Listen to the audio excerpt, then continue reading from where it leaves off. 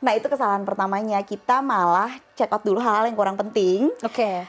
Terus habis itu sisanya baru kita pakai nih buat bayar cicilan, tagihan, segala macam. Oke, dan menurut aku juga akhirnya itu sih kayak pentingnya ngebuka pembicaraan bahwa uang tuh sebagai tools aja.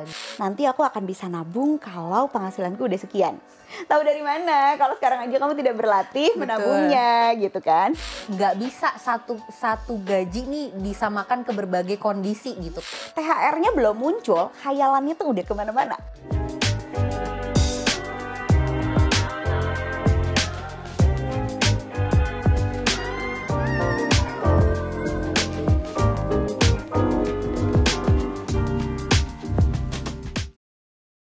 Nah, tadi ngomongin tentang gaji pendapatan, kan katanya harus dibagi-bagi nih Mbak, ada pos-posnya.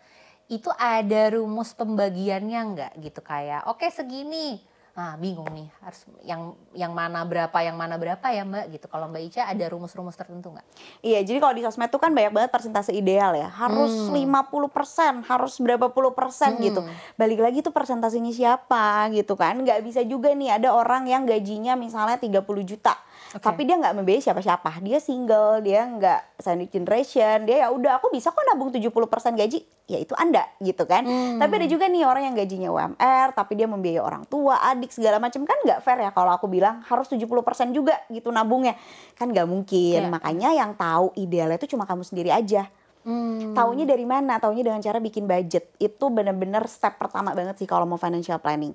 Jadi bikin budget, makan berapa, transport berapa, bayar listrik, kuota, wifi, segala macam tuh kamu catat semuanya. Boleh, nggak usah nanya, biasanya nanya adalah aplikasinya apa gitu ya. Nggak usah mau dicatat di notes biasa juga bisa kok, nggak apa-apa gitu. Tapi kamu jadi yakin nih penghasilan kamu lebih besar daripada pengeluaran kamu. Selisihnya itulah yang bisa ditabungin. Jadi memang kalau orang bilang nabung tuh jangan uang sisa, harus tahu dulu sisa apa enggak uangnya. Gitu. Kalau udah tahu sisa baru bisa ditabungin. Kalau nggak tahu sisa percuma nih kamu nabung di awal, di akhir keambil lagi karena memang dari awal nggak cukup gitu loh untuk budgetnya. Betul. Kalau sama aku juga setuju sama Mbak Ica. Aku juga mencoba kayak membuat persentasenya sendiri nih, tapi juga sesuai dengan kondisiku ya gitu. Kayak misalnya mungkin karena kebetulan aku masih ngikut orang tua, jadi kan ada beberapa hal yang pengeluaran wajib tuh belum ada gitu. Jadi lebih leluasa. Cuman sama nih kalau misalnya baru dapat sekian, mengusahakan kalau di kepercayaanku kan 2,5% kita keluarin dulu biar halal uangnya gitu ya, biar tenang juga gitu sudah melaksanakan kewajiban. Terus abis itu baru tuh dibagi-bagi.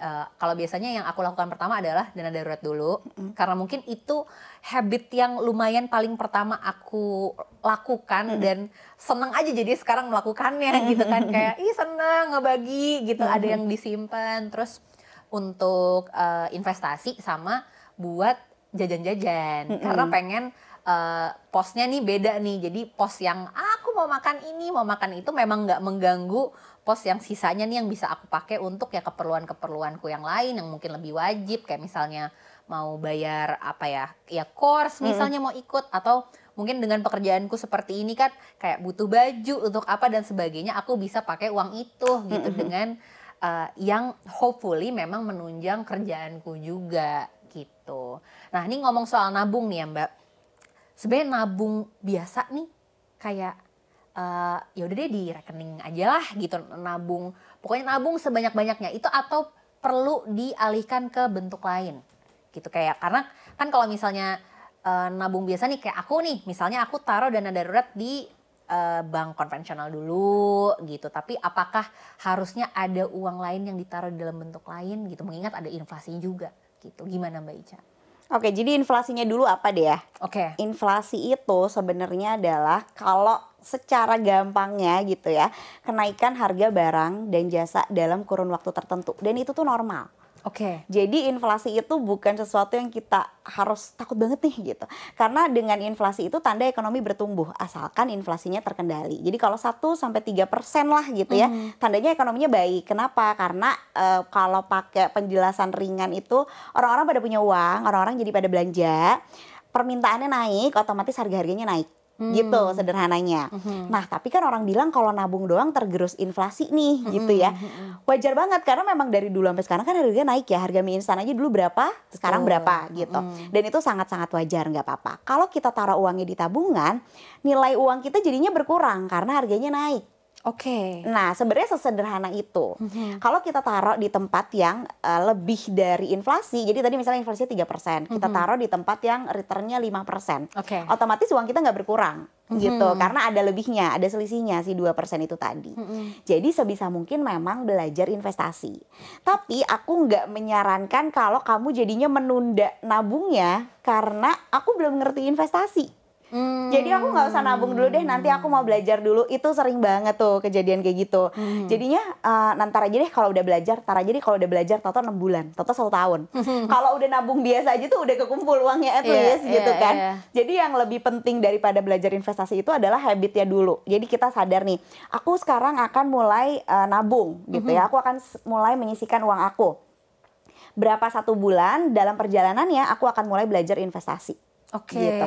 Jadi nanti ketika udah belajar, oh bisa nih kita alihin si tabungan itu tadi. Udah ada barang, ada modalnya nih. Iya, udah ada modalnya. Terus kita juga udah punya habitnya. Oh sekarang bisa ya ternyata. Oh misalnya seminggu aku mau nyisihin berapa, 50.000. Bisa kok udah diinvestasikan gitu.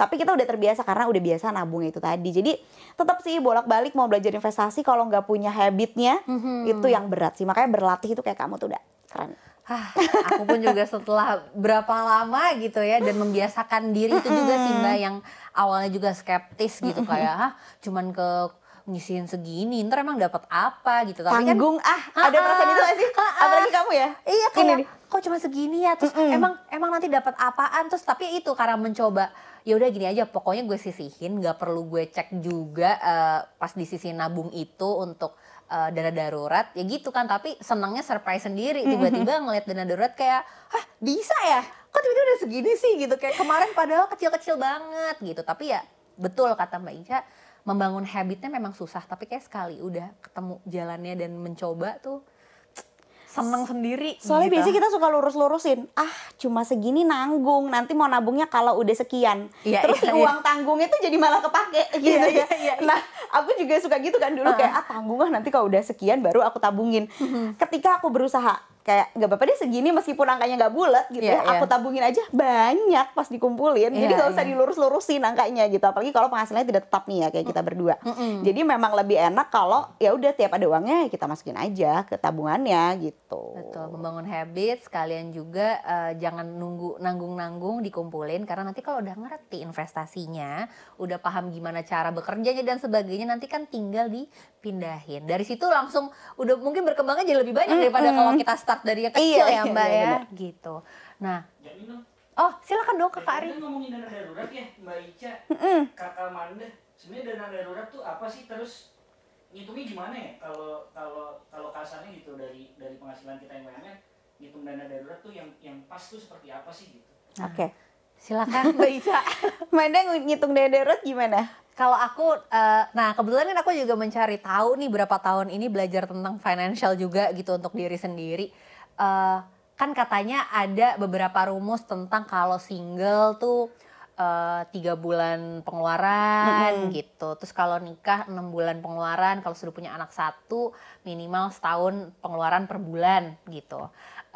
Kebetulan aku single gitu, tapi aku sih mengejarnya ya kalau bisa 12 kenapa harus 3 bulan gitu, dan memang sangat membantu sih gitu kalau aku gitu. Tapi ya itu memang yang paling susah adalah startnya, yang karena mikirnya aduh kalau harus berapa kali kok gue nyisihinnya cuman segini, kapan kekumpulnya gitu. Tapi kalau tetap dilakukan ya ngegulung gitu, tiba-tiba ketemu aja gitu. Dan si fungsinya ini mungkin Mbak Ica juga yang akan lebih enak menjelaskan sebenarnya ini buat apa, karena kayaknya setauku masih banyak juga nih yang salah paham mengerti uang darurat tuh apa. Karena kayak cuman hari ini saya 80% darurat. Darurat. Kapan lagi merek ini saya lihat 80% nggak pernah seumur hidup dalam sejarah ini gitu. Ada yang menyangka itu kondisi darurat. Gimana tuh Mbak? Iya. Itu sering banget. Jadi nggak darurat tapi buat gue darurat banget gitu ya. Nah itu kan harus didefinisikan dulu. Makanya tadi step yang pertamanya penghasilan lebih besar di pengeluaran. Kita udah tahu komponen pengeluaran kita apa aja, baru kita bisa ngitung dana darurat ya kan. Pengeluarannya sekian, maka dana darurat kalau masih single oke 3 kali. Kalau pekerjaannya tidak tetap kayak Amanda nih mendingan 12 kali. Jadi kayak kalau mau nggak kerja 6 bulan juga ya udahlah masih ada uangnya gitu ya. Kita bisa hitung kayak gitu. Tapi kalau pekerjaannya lebih stabil, misalnya kamu ASN, kamu kerja di BUMN, targetnya 3 kali nggak apa-apa deh, karena kemungkinan dipecatnya kecil banget misalnya, kecuali kamu fraud gitu ya. Nah itu bisa. Darurat itu buat apa? Kalau aku darurat itu adalah kalau kita merasa ini apes banget nih gue hari ini. Tiba-tiba mobil di jalan bannya kempes gitu kan, itu kondisi darurat. Tiba-tiba motornya harus masuk bengkel, bukan buat maintenance ya, itu darurat gitu. Terus tiba-tiba langit-langit roboh, kayak rumahku kemarin langit-langitnya roboh gara-gara kena rayap, itu darurat gitu. Aduh apes banget pokoknya gitu. Nah gimana kalau apesnya tiap bulan ya, sering banget ya, percuma gitu ya kumpulin dana darurat, apes-apes mulu. Kalau kamu udah punya dana darurat, meskipun dalam nominal kecil dan di bulan itu kepake lagi, akan lebih baik karena jadinya kamu nggak ngutang. Pas ada kondisi darurat, ada nih megang dana darurat, jadinya nggak ngutang gitu. Tapi aku yakin sih yang namanya manusia seapes-apesnya kayak nggak tiap bulan juga ya, kecuali kamu salah mendefinisikan si daruratnya. Biasanya daruratnya orang tua. Oke. Nah orang tua ngomong apa jadinya darurat banget gitu, harus. Padahal ibu kamu cuma mau jalan-jalan sama temen-temennya, itu sebenarnya lifestyle aja gitu. Kalaupun enggak juga kayaknya ya bete sih, tapi yang nggak membahayakan hidup gitu kan. Tapi jadi tuh darurat banget, padahal aku juga nggak ada uangnya gitu kan. Makanya harus sadar nih, kita bisa ngasih ke orang itu terbatas selama uang kita terbatas. Oke. Kalau uang kita tidak terbatas, kita baru bisa kasih ke orang tidak terbatas. Gitu ya, jadi setiap kali kita merasa bersalah untuk nggak kasih uang, emang uangnya nggak ada. Gitu. Kondisi darurat orang tua juga harus kita pertimbangkan. Nih aku selalu bilang kayak gini ya, anak itu pasti bisa kok membiayai biaya hidup orang tuanya. Ya makan, beli sembako, bayar listrik, jalan-jalan lah seminggu sekali gitu, oke. Tapi nggak bisa kalau membiayai gaya hidup orang tuanya. Dan itu banyak orang tua yang minta dicicilin mobil, minta dicicilin motor, minta liburan ya kan, liburan sama teman-temannya tuh pakai baju samaan ya, ibu-ibu zaman sekarang, ortu zaman sekarang reuni teman SMA gitu-gitu kan. Nah itu sulit mungkin untuk kamu kalau memang penghasilan kamu masih terbatas. Kalau nggak bisa ya bilang nggak bisa. Tapi menarik nih Mbak, mungkin kan kita namanya anak, nah mungkin ini juga jadi berkaitan sama kalau kenapa kita ngomongin uang tuh juga berkaitan dengan perasaan, dengan emosi. Apalagi kalau urusannya sama orang tua, kan rasanya kita tuh pengen gitu nyenengin orang tua Mbak gitu. Karena kita dibesarkan dengan segala jerih payah orang tua, rasanya tuh pengen nyenengin orang tua gitu. Nah itu gimana ya Mbak, maksudnya caranya, tadi kan Mbak Ica ngomongin tentang bilang aja enggak gitu. Tapi kadang-kadang tuh apa ya, kita tuh conflicted ya, conflicted gitu kan, maksudnya kita juga nggak pengen ngecewain orang tua, pengen nyenengin mereka gitu. Nah itu berdasarkan pengalaman Mbak Ica gitu, dengan mungkin ilmu-ilmu yang didapat juga, sebenarnya gimana tuh menyikapi fenomena yang kayak gitu tuh Mbak, yang susahnya gitu pengen ngeluarin tapi karena pengen menyenangkan dengan tujuan yang baik, tapi ya harusnya tuh gimana? Jadi yang pertama tuh komunikasi dulu ya. Jangan berasumsi. Kadang-kadang kita tuh berasumsi orang tua kita senang banget kalau dibeliin sesuatu. Belum tentu. Iya kan? Kayak ibu aku tuh seneng banget kalau video call sama anak aku gitu ya. Kayaknya kalau dibeliin tuh kayak nggak usah lah gitu. Jadi jangan berasumsi kita membahagiakannya dengan uang. Belum tentu. Karena bisa aja maunya mama tuh kamu kesini aja seminggu sekali. Terus kita apa kayak delivery makanan doang karena maunya ditemenin, atau enggak maunya mama tuh ditelepon aja tiap malam. Belum tentu loh mereka tuh maunya dalam bentuk uang gitu. Jadi jangan mengasumsikan dulu kamu membahagiakan mereka itu dengan cara memberi mereka uang yang banyak gitu. Meskipun aku yakin ada orang tua yang memang maunya dikasih uang gitu, itu udah beda cerita lagi tuh. Tapi jangan berasumsi dulu gitu. Yang nomor 2, komunikasikan, karena orang tua tuh anggap anaknya tuh kaya. Iya kan? Kayak banyak uangnya anak gue gitu. Mungkin kan. Mungkin juga doa kan kali kan gitu, kayak ini doa nih anak gue. Anaknya padahal baru kerja pertama kali gajinya UMR nih mah gitu ya. Gimana cara aku ngaturnya gitu kan. Makanya dikomunikasikan bahwa bukannya aku nggak mau loh ngasih uang, tapi kayaknya uang aku juga emang nggak ada gitu, sedikit belum uangku masih terlalu sedikit untuk bisa ngasih yang mama mau misalnya, karena memang terlalu banyak mintanya gitu. Jadi dikomunikasikan, dan komunikasi ini juga berpengaruh sama masa lalu. Dulunya nggak ngomongin uang, Tiba-tiba sekarang kita harus ngomongin uang kita sendiri, jadinya berat gitu. Oke. Tapi kalau nggak dimulai, nggak bisa sih. Memang perlu dimulai gitu. Nggak bisa kita diem-diem. Kayaknya mamaku kan kamu tidak bisa membaca pikiran orang lain juga gitu ya. Sama satu lagi yang biasanya ini ketimuran sekali ya, takut berkonflik sama orang tua. Betul, banyak ya. Betul. Nah kalau aku dan orang tuaku, suamiku dengan orang tuanya tuh kita tidak takut berkonflik. Kenapa? Karena kadang-kadang konflik itu jalan untuk cari solusi. Jadi memang harus konflik dulu. Ya, jadi kayak nggak apa-apa berantem, tapi abis itu udah baikan dan masalahnya selesai. Daripada nggak konflik, nggak berantem, masalahnya nggak selesai juga. Gitu. Jadi jangan takut berkonflik dan jangan selalu melihat konflik itu sebagai sesuatu yang buruk gitu.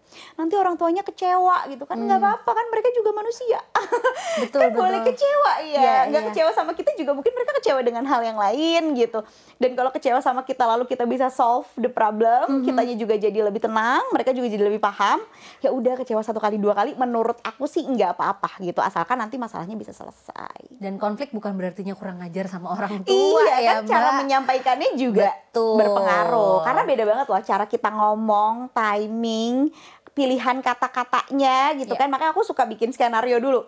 Kayaknya ngomongnya jangan kayak gini deh, kayaknya angle-nya harus kayak gini deh gitu. Itu tuh beda banget penerimaannya soalnya. Jadi cara kita berkomunikasi juga harus dipikirin. Yes, betul. Dan mungkin kalau Mbak Ica juga mungkin beruntung gitu ya ketika uang bisa dibicarakan di keluarga sejak kecil. Nah mungkin kita-kita nih yang baru sekarang gitu punya kesadaran untuk ngomongin sama orang tua, mungkin juga bisa memulai habit ketika punya keluarga sendiri juga kali ya. Benar. Jadi nantinya nggak keulang lagi tuh problem-problem tentang ngomongin uang tuh jadi aduh susah banget, atau mungkin jadi potensi konflik banget gitu. Ketika kalau kita bisa ngomonginnya dengan lebih casual gitu sehari-hari dari sekarang, mungkin akan lebih gampang juga ya Mbak Ica nantinya gitu. Nah ngomongin tentang uang juga ada kebutuhan, keinginan, ini diri sendiri gitu ya, gitu. Apalagi kalau misalnya berkaitan dengan penampilan, karena banyak nih Mbak gitu. Mungkin termasuk aku juga mungkin tanpa sadar juga mengamini gitu bahwa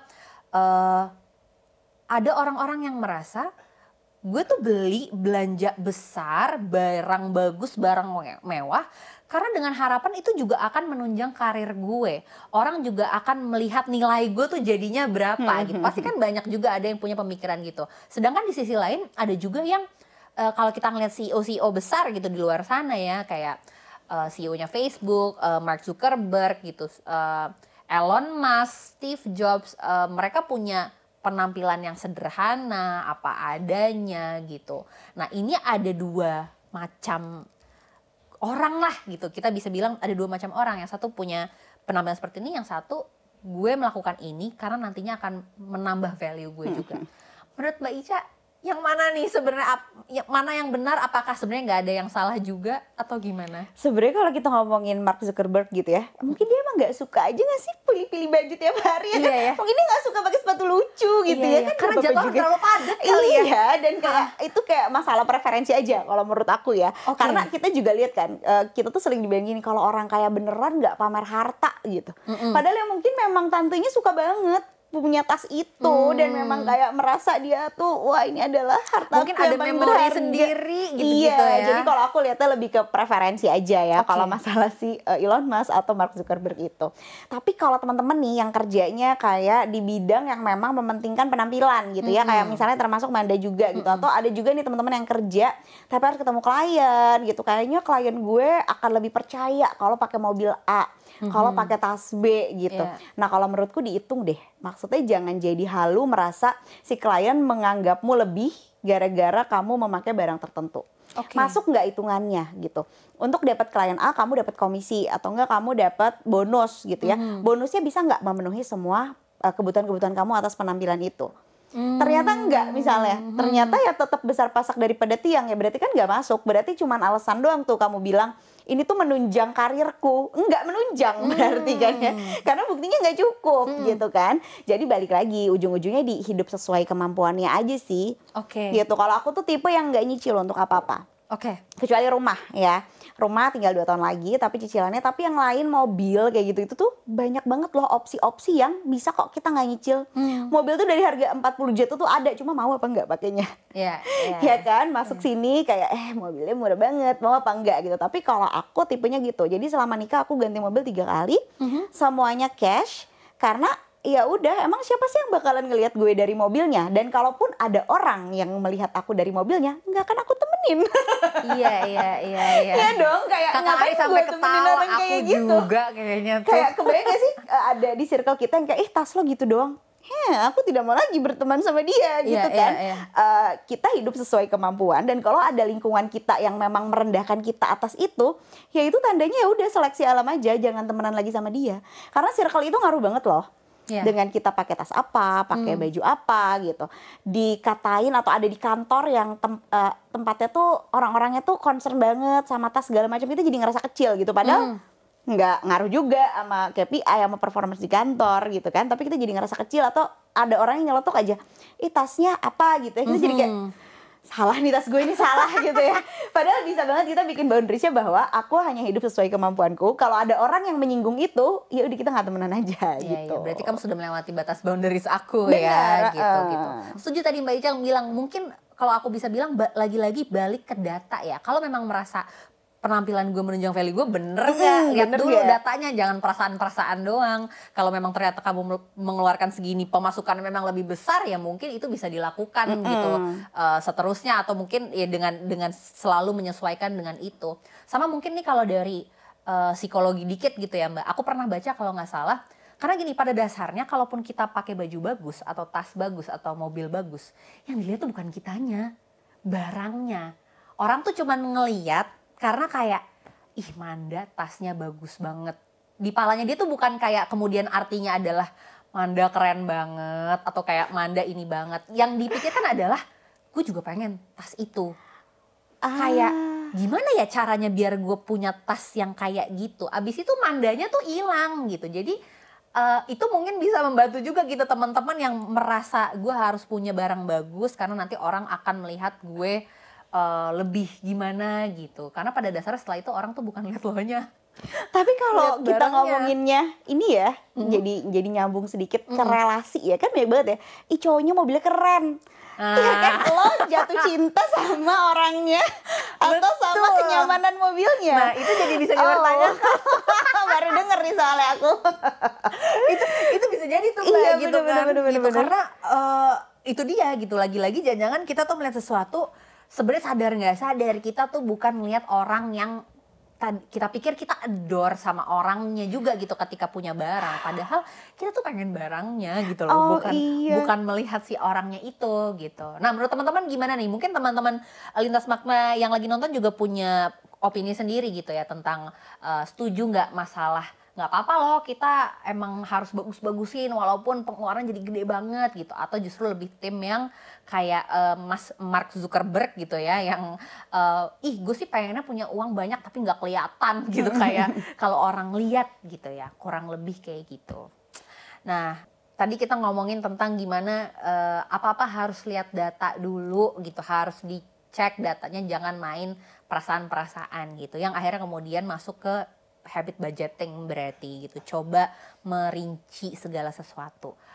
Udah budgeting nih misalnya kita, tapi self controlnya jelek gitu misalnya. Nah itu gimana Mbak? Ada gak sih sebenarnya yang ideal, self control yang ideal tuh ada atau enggak dan seperti apa? Ini berat banget sih sebenarnya. Kayak kamu lebih bisa menjawab ya. Aduh, aku pun juga anak psikologi kayak lupa self control tuh gimana penjelasannya. Iya, jadi balik lagi, kita tuh nggak bisa self control karena kita tidak punya pengalaman mengontrol diri yang baik, dan kita nggak pernah berlatih untuk punya self control yang baik. Nah ini aku harus ulang-ulang banget karena hidup itu memang penuh dengan latihan dan latihan gitu ya. Tapi self control ini kaitannya memang sama emosi. Dan seringkali kita tuh mengeluarkan uang dalam kondisi tidak sadar. Nih udah ngantuk nih malam-malam ya, udah kayak mau tidur, yang di scroll tuh malah e-commerce gitu kan, kayak check out gitu kan. Terus check outnya yang pakai Face ID jangan kayak ke check out, langsung ke check out gitu. Pas barangnya datang, bingung kan, nih kita beli apa nih gitu. Kok pas unboxing kok biasa aja ya gitu. Nah itu mungkin harus disadari adalah belanja dengan sadarnya dulu. Nah itu lebih mudah kalau kamu menyadari juga emosi-emosi yang biasanya hadir gitu. Kalau misalnya otomatis nih, udah otomatis kalau lagi macet, lagi kesel, udah pasti bukanya e-commerce, udah pasti delivery makanan, udah pasti ngajak temen buat jajan misalnya gitu. Itu kan kenalan-kenalan dulu sama emosi-emosi itu, baru kita bisa dengan sadar nih kasih jeda dulu. Oh nih gue belanja gara-gara lagi seneng atau enggak lagi sedih. Padahal kan sedih nggak apa-apa ya, kenapa harus belanja? Sedih mah ya sedih aja gitu, kamu Manusia diam. aja. Iya. Atau enggak seneng banget gitu ya, kenapa jadi harus self reward ya gitu kan? Aku tuh paling bingung sama definisi self reward sebenarnya. Karena untuk apa self reward itu tuh kamu keluarin uangnya tuh pada saat apa? Pada saat sudah bekerja 1 bulan kan memang kamu harus kerja.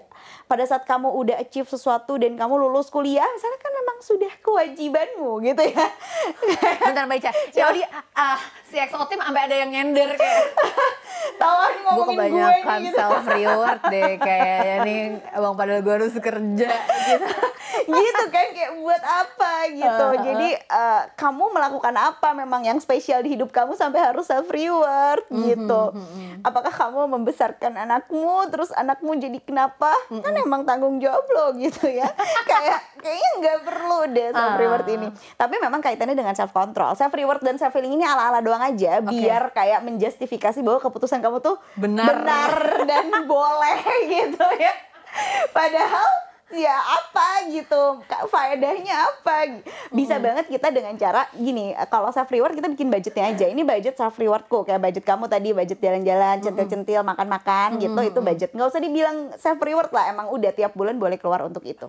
Kalau budget self healing, kalau memang kamu ada masalah kesehatan mental, budgetnya buat ke psikolog aja, buat ke psikiater Gak gitu perlu loh. ke Bali 2 bulan ya gitu loh Healing sebenarnya. nggak gitu kan? Masalahnya selesai enggak kan? Iya, inti masalahnya tuh nggak selesai. Jadi memang self control ini dilatihnya memang perlu waktu yang lama, dan balik lagi lingkungan itu akan sangat ngaruh banget sih. Iya, Dengan gimana kita mengontrol diri kita. Banyak banget yang nggak punya self control gara-gara kesel aja sama temennya, kayak pelit lo, nggak mau diajakin senang-senang mulu lo gitu. Ketika kita surround ourselves sama orang-orang yang memang udah kita belajar sama-sama yuk gitu, itu akan lebih gampang sih. Ya. Gitu. Kamu belajar self controlnya gimana nih? Sampai sekarang masih belajar. Benar. Pasti, again kan yang Mbak Ica bilang gitu, maksudnya itu sesuatu yang dilatih banget dan terus-terusan akan terus-terusan terjadi sepanjang hidup kita, dan memang nggak gampang ya gitu. Maksudnya Mbak Ica juga tadi udah statement gitu kan, segala yang tadi dijelaskan bukan sesuatu yang gampang, dan ya itu sih belajar bahwa menghadapi perasaan gak nyaman aja gitu, karena daripada dialihkan langsung aduh aku sedih, yaudah deh biar aku seneng, aku beli makeup gitu, daripada gitu gitu kan, yang padahal ujung-ujungnya makeup gue juga numpuk gitu yang di rumah belum dipakai gitu. Ya memang itu sih, tapi butuh belajar sih Mbak gitu untuk tahu rasa aduh gue tuh sebenarnya cuman lagi sedih aja gitu, dan tahu sumber masalahnya apa, dan mungkin dialamin dulu aja kali ya gitu sebelum check out barang gitu. Sama menyadari ada yang namanya hedonic adaptation. Mungkin kamu pernah denger waktu kuliah. Jadi adaptasi pada perbelanjaan kita. Oke, nah itu gimana tuh Mbak? Mungkin bisa dijelasin Nah, gak? jadi gini, jadi misalnya nih kamu pengen satu tas itu gitu ya. Aku pengen banget, kalau udah beli tas itu pasti aku akan bahagia selamanya. Enggak juga ya kan. Bahagia 2 minggu aja tuh udah bagus banget gitu ya. Kayak 1-2 hari dia mentok kayak masih dikagumi gitu, setelahnya kayak ya udah taruh gitu aja gitu. Nah, manusia tuh beradaptasi sama hal-hal kayak gitu. Kita merasa, jadi kita selalu overestimate ya sama perasaan kita. Kayaknya kalau kita udah beli itu pokoknya hidup kita akan lancar selamanya. Enggak ya kan? Kita akan adaptasi, hidup kita nggak lancar lagi, dan kalau kita nggak menyadarinya, kita akan nyari lagi nih gimana caranya biar kita bahagia lagi dengan beli lagi. Ya kan, abis itu udah nggak happy lagi, beli lagi. Nah itulah yang bikin uangnya habis pada akhirnya. Makanya jadi bukannya nggak boleh belanja, boleh, tapi dengan kesadaran bahwa perbelanjaan ini nggak akan bikin kamu senang selamanya. Gitu, ini akan bikin kamu senang sementara aja kok. Betul. gitu. Makanya itu bisa bikin kita pikir ulang, ini senengnya akan berapa lama ya, ini bakalan aku kagumi terus ya, akan gue pakai sampai buluk nggak ya, atau cuman dipakai 1 bulan 2 bulan terus ya udah beli barang baru lagi gitu. Itu kesadaran itu juga itu bantu banget sih buat self control. Sama kalau aku satu lagi, bikin budget YOLO ya namanya. Jadi kayak ada kita nyisihin satu uang di satu pos khusus, asal aja masukin ya, maksudnya kadang-kadang masukin banyak, kadang-kadang enggak gitu ya. Kalau ada sisa-sisa uang atau mungkin kamu ada side job, kita masukin ke situ. Karena perasaan manusia itu kan berubah-ubah ya. Enggak tiap bulan kok pengen sport sesuatu, kamu enggak tiap bulan kok pengen tiba-tiba beli makeup banyak gitu kan. Nah, bulan ini enggak pengen beli, tapi uangnya tetap kita sisihin. Bulan depan enggak pengen beli, tetap kita sisihin. Bulan ketiga pengen beli, uangnya udah ada.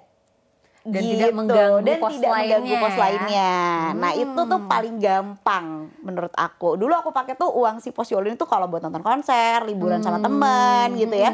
Yang tiba-tiba tapi kayak nggak ganggu yang lainnya gitu. Menarik tuh. Iya. Abis ini akan bikin pos YOLO. Kalau gitu. tiba-tiba ada yang ngajak kemana, Benar. ada uangnya gitu. Buat hal-hal menyenangkan tapi impulsif gitu Iya, kan tapi Mbak kalau ya. impulsif tiap bulan juga ya habis juga ya. Jadi tetap jangan tiap bulan juga ya. Impulsif tiap bulan berarti kamu yang nggak pintar. Iya, mendingan self healing beneran dulu deh. Mendingan kamu ke psikolog atau psikiater dulu. Benar-benar. Biar ketahuan masalah utamanya apa. Tadi kan ngomongin tentang ya bagaimana itu juga uang dipengaruhi juga oleh emosi dan sebagainya. Yang kenapa uang akhirnya berkaitan dengan emosi, value, cara melihat uang beda, berkaitan sama upbringing atau masa kecil. Dimana kayaknya orang tua memandang uang, menggunakan uang juga akan sangat mempengaruhi. Mungkin Mbak Ica bisa cerita sendiri tuh gimana sebenarnya upbringing itu mempengaruhi kita dalam berurusan dengan uang. Iya, jadi gini, kita tuh dari kecil tuh ngelihat ya orang tua kita memperlakukan uang seperti apa. Ada yang ngelihat uang tuh sumber konflik. Nyokap gue sama bokap gue berantem mulu soal uang. Atau nyokap gue sama tante-tante rebutan warisan. Uang itu sumber konflik, aku nggak suka uang. Gitu. Terus sekarang kayak susah banget nih nyari uang karena secara gak sadar kamu juga membatasi diri kamu gitu ya. Kamu ada kayak self limiting belief bahwa kayaknya nggak perlu deh uang banyak-banyak gitu. Atau kalau zaman dulu dibilangin sama orang tua kayak gini, kita tuh harus hidup prihatin. Kita tuh nggak punya uang, yang kaya tuh mereka bukan kita. Terus sampai sekarang kita jadi ngerasa kita harus prihatin terus nih, gitu. Kita jadi nggak attract uang sama kita gitu, dan pada akhirnya kita juga jadi nggak berusaha untuk gimana nih caranya untuk ningkatin skill, untuk nambah penghasilan, karena kayak ya udah aku emang prihatin aja dari dulu. Gitu, itu bisa banget tuh kayak gitu. Atau sebaliknya, mungkin orang tuanya dulu banyak utang, sekarang mati-matian gak mau ngutang. Dulu orang tuanya susah, pokoknya ada kesusahan gitu, atau malah terlalu mudah ngasih uang, terus sekarang juga jadi ngerasa ada terus kok uang, nggak usah dicari juga bisa terus kok gitu. Nah, disadari bahwa hal-hal inilah yang bisa jadi mempengaruhi gimana kamu ngeliat uang sekarang gitu. Oh sekarang aku ternyata susah banget nih ngeluarin uang, malah pelit banget sama diri sendiri karena takut banget uangnya jadi konflik, takut banget dulunya pernah susah gitu. Atau sekarang kok aku kayaknya gampang banget ya keluar uang, oh ternyata karena aku anak bungsu. Seumur hidup pakainya bekas kakak mulu ya, sepatunya bekas kakak, bajunya bekas kakak. Sekarang aku mau beli semua yang bisa aku beli. Atau mainan, paling sering mainan. Waktu kecil gak pernah dibeliin mainan sama orang tuanya. Sekarang aku udah gede, aku mau beli semua mainannya. Buat apa gitu? Kamu gak perlu membalaskan dendam masa lalu kamu di saat ini gitu kan. Kamu yang dulu beda sama kamu yang sekarang. Nah itu harus diadres dulu tuh. Betul. Daripada kamu terus-menerus mikir, gak apa-apa kok, aku normal kok, aku emang kayak gini kok orangnya gitu ya. Kalau masih ada perasaan-perasaan kayak gitu, mendingan uangnya dialokasikan dulu untuk address itu ke psikolog dulu atau ke psikiater dulu. Aku setuju sekali gitu. Karena benar, karena ketika kita tadi ngomongin tentang bagaimana persentase, bagaimana kita pembagian, ketika kita nggak aware dulu bahwa sebenarnya apa sih pandangan kita tentang uang dari segi ranah emosi dan psikologi, lagi-lagi sangat dipengaruhi sama bagaimana kita dibesarkan teman-teman gitu. Jadi sebelum kita, ya mungkin bisa jadi sambil kita mencoba memperbaiki keuangan kita, di satu sisi kita juga perlu cek nih gitu, apakah sebenarnya ada beliefs atau kepercayaan yang memang menghambat kita, tapi kita nggak sadar gitu loh bahwa kenapa ya kok gue susah banget ngeluarin uang, atau sebaliknya gitu, kenapa ya gue terlalu banyak mengeluarkan uang yang padahal sebenarnya gue juga tahu ini nggak penting-penting banget gitu. Itu bisa di-trace dulu kali ya Mbak Ica gitu ke profesional, ke psikolog maupun ke psikiater untuk lihat sebenarnya apa sih yang terjadi di belakang gitu yang kemudian menurutku ya Mbak Ica gitu, akhirnya yang perlu kita lakukan adalah diterima dulu gitu loh, bahwa oke, kemarin itu gue besar dengan lingkungan dan pemahaman mengenai uang seperti ini gitu. Yang kemudian mungkin setelah itu akhirnya karena kita udah sadar, mungkin jadi punya kemampuan juga untuk relearn kali ya gitu, untuk karena kan proses learn unlearn tuh juga nggak gampang ya Mbak gitu. Kita kasarnya gini, kita berada dalam satu kondisi atau diajari selama bertahun-tahun bahwa uang tuh ini. Tiba-tiba karena ketika kita udah sadar dan udah ada ilmu baru, mengubah menjadi persepsi baru tuh juga bukan proses yang gampang teman-teman gitu. Karena sudah menyangkut ranah emosi juga, memori juga mungkin gitu ya, sama masa lalu yang benar kata Mbak Ica tadi gitu. Mungkin sebaiknya kalau ada uang ini bisa jadi kita alokasikan ke profesional dulu, justru yang nantinya untuk membantu kita bisa mengembangkan uang yang sekarang ini kali ya, kurang lebih gitu kali ya Mbak Ica gitu. Dan satu lagi sih kalau ngomongin ini, arahnya bukan untuk menyalahkan orang tua. Setuju. Iya, karena jadi banyak juga yang jadi ke situ.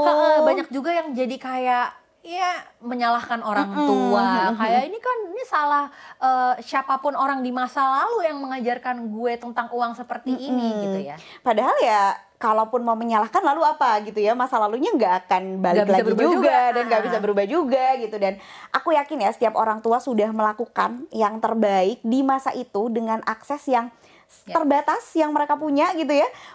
Mereka juga berusaha yang terbaik kok gitu. Dan mungkin mereka juga punya luka. Mereka juga hanya menyampaikan apa yang mereka tahu dari kakek nenek kamu gitu. Makanya kalau masih menyalahkan orang tua itu makin dalam lagi tuh masalah yang perlu diadresnya. Jadi ya pelan-pelan kita menyadari bahwa kita hidup di hari ini, apa nih yang bisa kita lakukan hari ini biar masa depan kita nggak begini-begini terus gitu, biar masa depan kita bisa berubah jadi lebih baik. Setuju. Sebuah jawaban yang didamai kayak ngangkat jempol. Nah, jadi catatan penting apa yang teman-teman Lintas Makna dapat dari obrolan kita hari ini? Karena tadi sejujurnya banyak sekali ya topik tentang keuangan ini, dari urusan gaji, pendapatan, persentase, kebutuhan versus keinginan, sampai akhirnya juga kita ngomongin tentang yang lebih dalam lagi gitu. Pemahaman kita, value tentang uang tuh sangat dipengaruhi dari masa kecil, dari upbringing gitu, yang kalau kita mau gali-gali lagi bagus untuk belajar unlearn sesuatu gitu yang kita dapatkan untuk maju ke depan. Tapi di saat yang sama juga bukan artinya kita menyalahkan masa lalu gitu, menyalahkan bagaimana orang tua kita membesarkan kita, sama karena lagi-lagi again tadi Mbak Ica udah bilang orang tua kita melakukan sesuatu dengan akses dan informasi yang mereka dapatkan pada saat itu gitu, semampunya mereka gitu kurang lebih teman-teman Lintas Makna. Ngomongin uang ini seru-seru tapi bikin kita meratap ya gitu, tapi penting gitu karena demi kesejahteraan kita juga di masa depan nantinya gitu ya. Dan mungkin biar kita juga punya pandangan yang lebih sehat mengenai uang gitu, dan kita pada akhirnya juga nanti bisa lagi-lagi kita bisa mencapai goals kita gitu ya, dengan cara yang tadi udah Mbak Ica jelaskan panjang lebar. Mungkin ada nggak Mbak Ica catatan yang bisa jadi mungkin bisa merangkum, atau mungkin nggak harus merangkum, yang pengen Mbak Ica kasih ke teman-teman Lintas Makna hari ini gitu dari obrolan kita yang seru sekali hari ini? Silakan. Iya, jadi intinya itu sebenarnya goalsnya tuh bukan bahagia. Iya kan, kalau kamu ngejar uang untuk bahagia itu kayaknya mustahil ya, karena bahagia itu kan sementara banget ya. Kita bisa bahagia, bisa sedih, dan itu ya senormalnya manusia aja. Betul. Tapi goalsnya itu hidup tenang. Kamu bisa hidup tenang di masa kini dan hidup tenang di masa depan. Nah, untuk bisa hidup tenang di masa depan, suka nggak suka emang perlu uang. Betul. Ya, karena nggak ada kayak kakek yang bayar listriknya jadi gratis, itu nggak ada ya. Jadi supaya kamu bisa bayar listrik di masa depan, bisa tetap punya kuota internet, bisa senang-senang di masa depan, kita kelola uang biar bisa hidup tenang sekarang dan nanti.